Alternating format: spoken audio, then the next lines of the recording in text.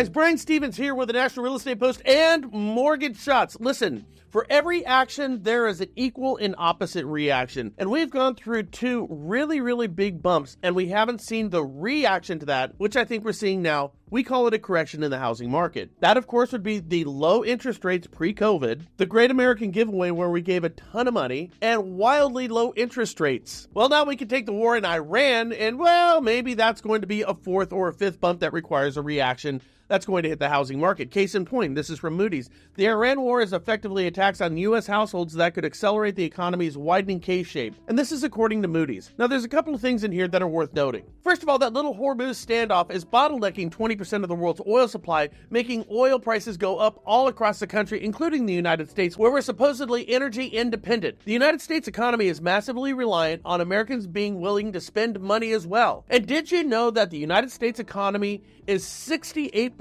me and you spending money? And with prices of gas going up, are we going to spend money as much? I want you to think about this. Check out this price for a rump roast. It's over $120. What are you going to do?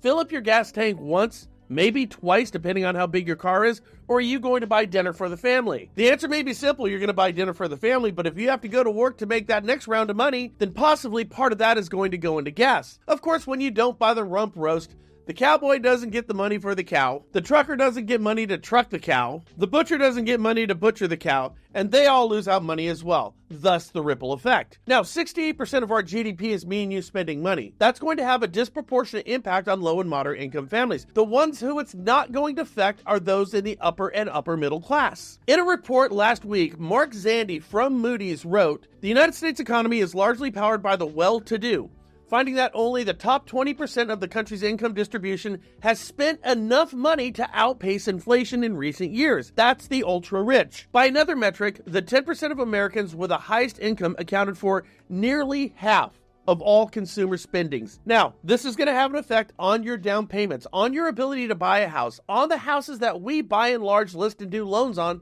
for most of our business. The top 5%, 10% can pay cash for homes, and they're not going to buy as many. They're only 10%. And of course, those who are buying houses are the ones who are gaining on equity because the top homes are still moving great because the rich, well, let's say they're insulated from the inflationary fees that everybody else is paying and suffering from. And the effect is being felt. I'd like you to look at this graph. This is from Freddie Mac's United States Housing Price Index year over year. And we are about to go what they call negative. Now, before we get our panties in a pinch on this whole thing, think about this. Prices aren't going negative. Prices are going on sale. And the last time I checked, even those who don't have money, hell, especially those who don't have money, love a good sale. Or as I like to refer to it, a correction. Now this one is downright scary. Housing demand is at record lows in April 2026. Look over on the far right-hand side. Yep, that's not April Fool's Day. That's our reality.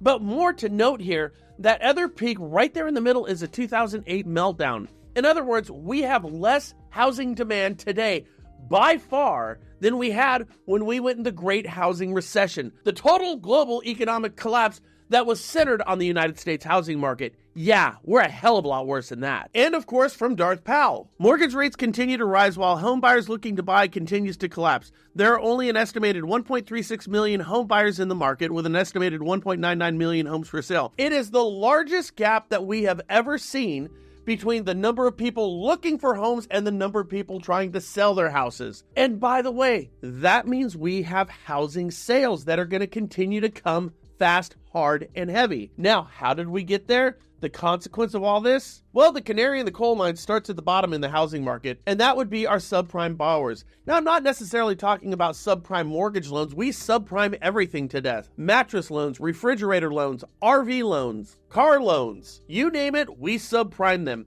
And those loans, well, let's just say, based on this graph, they're not performing.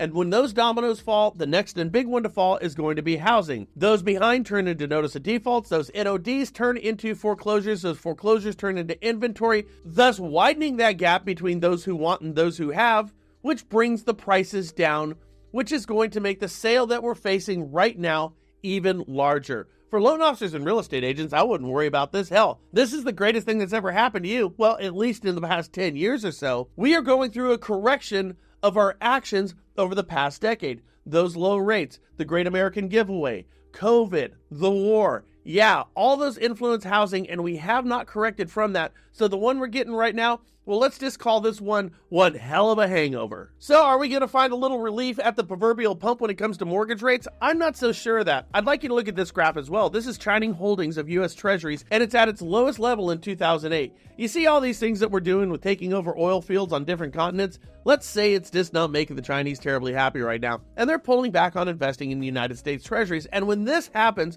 of course it's going to have an impact on interest rates, and it's not going to be for the better. Because gas prices, well, yeah, they ain't so hot right now, are they? You know, I saw a picture of somebody complaining about $4.50 gas. I started laughing my ass off. I was out in Point Reyes this weekend with my daughter, and we paid $6.75 a gallon out there. Listen, out of the top 36 markets, 32 of them are seeing prices going negative right now. The other 4 are going to fall as well. And another recession, though painful and difficult to deal with, might just be the tonic that cures the ailment that we currently find ourselves suffering from. And in some markets, you might need to find a way to bridge between one cold market to the next hot market. And right now, one of the assets that we still have is we are sitting on record equity. And the one habit that we have, or the one addiction that we have in this country, is spending. Tap into that equity, because people need debt consolidation refinances, and they also need to go buy the next latest, greatest thing. Because remember, over 60% of the United States economy is us going out there and buying stuff we simply don't need but want. I hope this helps.